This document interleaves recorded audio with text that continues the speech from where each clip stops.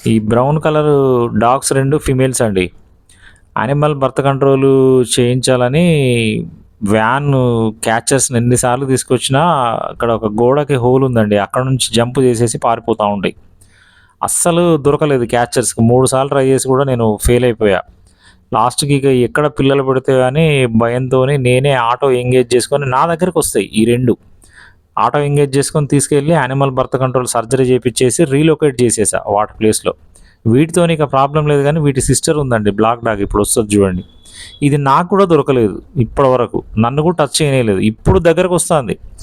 Touch చేయనీయకుండా ఇప్పుడు ఒక 6 పిల్లలు పెట్టేసిందండి ఆ లొకేషన్‌లో. 6 బేబీసు ఈ మరింత రెస్పాన్సిబిలిటీ. ఇందులో ఇప్పుడు 3 ఫీమేల్స్ ఉన్నాయి మళ్ళీ.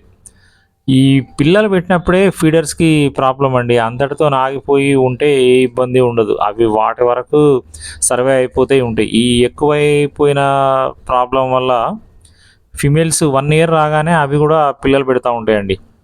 సిటీస్‌లో యానిమల్ బర్త్ కంట్రోల్ సెంటర్స్ ఉన్న ప్లేసుల్లో కాస్త నయం గానీ, విలేజుల్లో అయితే పెరిగిపోతాయండి. అంటే 5, 6 పెడితే గానీ ఒకటో, రెండో బ్రతుకుతాయండి అందులో. ఫీమేల్స్ ఉంటే మళ్ళీ మళ్ళీ పెడతాయి. వాటికి ఇబ్బందే. బర్త్ కంట్రోలే మంచి సొల్యూషన్.